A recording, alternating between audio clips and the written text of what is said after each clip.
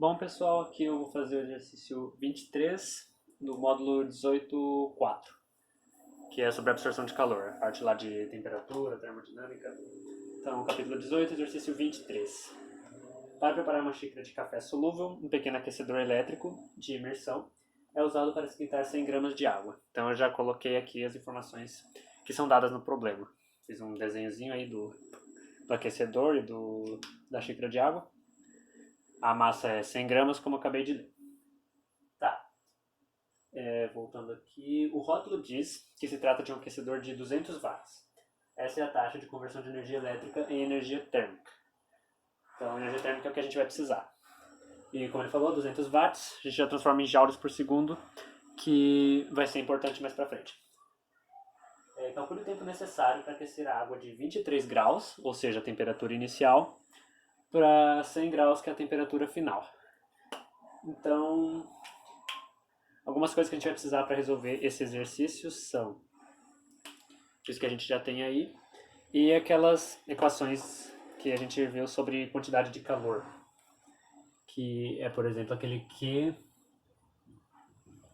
igual a massa vezes calor específico vezes a variação de temperatura. Então, com isso a gente consegue o Q. Tá, o que mais também é importante para esse problema? Como a gente está buscando entender o equilíbrio térmico da situação, então quanta quantidade de calor é passada, no caso, para a água, quanta quantidade de calor é doada do aquecedor para a água, a gente tem essa relação aqui. Quantidade de calor da água mais a quantidade de calor do aquecedor tem que ser igual a zero. Essa sacada aqui da soma das quantidades de calor ser igual a zero para ter o equilíbrio térmico ajuda bastante. No caso, é essencial para resolver esse problema aqui. E, bom, o que ele pede no problema? Ele pede para a gente calcular o tempo necessário para aquecer a água. Ele passou a potência, certo? Potência do aquecedor, que é de 200 joules por segundo aqui, 200 watts. A gente sabe que a fórmula principal da potência é a variação de energia sobre a variação do tempo. E como ele já passou a potência, a gente já suspeita que a gente vai ter que usar essa fórmula para descobrir em quanto tempo vai aquecer.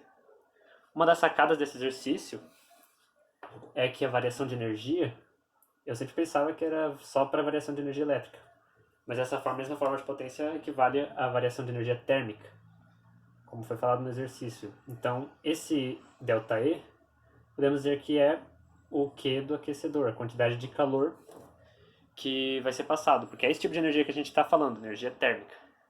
Então, esse mesmo Q é igual a isso aqui, que a gente pode substituir nessa parte da fórmula. Então, se a gente usar essa mesma fórmula, o T que está dividindo a variação de energia, que no caso é de energia térmica, a gente passa para o outro lado multiplicando, a gente tem que a quantidade de calor do aquecedor é igual a potência vezes a variação do tempo. Então, a gente pode usar essa fórmula aqui para obter a variação do tempo usando isso aqui. Então, na prática, como é que ficaria? A quantidade de calor que a água recebe. Para a água, a gente pode usar essa fórmula aqui, porque a gente tem todos os dados. A massa da água a gente tem, a variação de temperatura da água a gente tem, e o calor específico da água é tabelado, que a gente sabe que é, se procurar no Google, é 1 grama por... não, 1 caloria por grama. Então, aplicando aqui a fórmula, vou ver se eu consigo escrever tudo sem precisar apagar. Acho que eu consigo sim. Então, a gente vai ter que, a partir dessa fórmula aqui que estou circulando agora, é massa da água vezes o calor específico da água vezes a variação de temperatura. Então, já vou pôr aqui temperatura final menos a temperatura inicial. Isso é a parte da quantidade de calor da água. Mais a quantidade de calor do aquecedor, que pelo que a gente viu ali da fórmula da potência, a variação de energia é a variação de energia térmica. Então a gente pode colocar a potência vezes a variação do tempo. Isso é igual a zero. E substituindo os valores ali, a massa da água é 100 gramas. A gente vai ver que muito de exercícios de temperatura não precisa colocar a massa em quilogramas no sistema internacional, que facilita bastante nossa vida. Calor específico da água. Então, essa parte também tem que prestar atenção. O calor específico ele é dado nas tabelas que a gente encontra em calorias por grama. Mas, para resolver esse problema, a gente está usando a potência, né?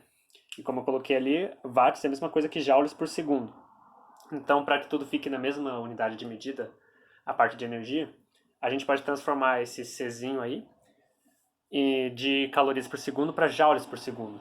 E considerando que a gente estava trabalhando com a da água, não vai ser tão difícil, porque o calor específico da água é igual a 1. Então, se da água 1 caloria por segundo, quantos joules é isso? 4,18. Isso também é a proporção entre caloria e joules. Então, 1 caloria por segundo é a mesma coisa que 4,18 joules por segundo. Então a gente pode aplicar isso, porque aí quando for somar com a potência já está tudo na mesma unidade, no caso em joule. Poderia transformar em calorias a outra parte também? Poderia. Vai dar o mesmo resultado. Inclusive no papel eu fiz as duas formas e deu certo. Mas aqui a gente pode fazer por transformar calorias para joules. Tá. Temperatura final menos a inicial. A final foi dado no exercício que é 100, a inicial também, que é 23.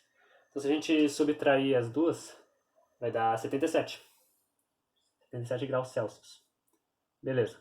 A potência, agora que está tudo na mesma unidade de energia, a gente pode pôr 200 joules por segundo. E vezes a variação do tempo, dá zero.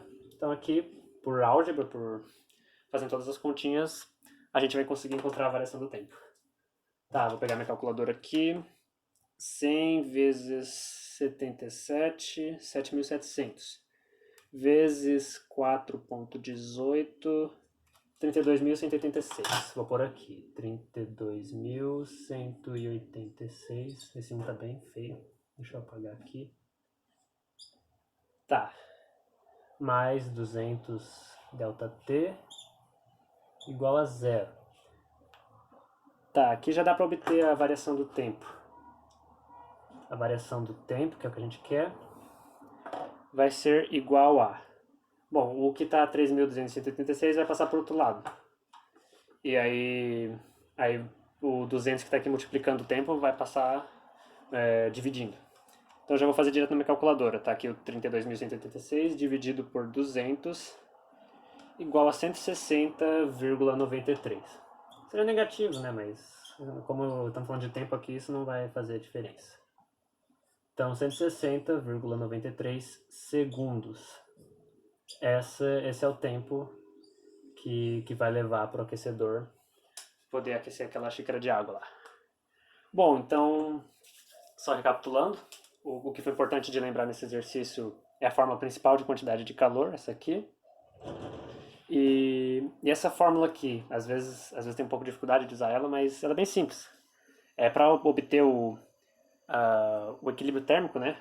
Para que a quantidade de calor que a água vai receber é a mesma quantidade de calor que o aquecedor vai doar.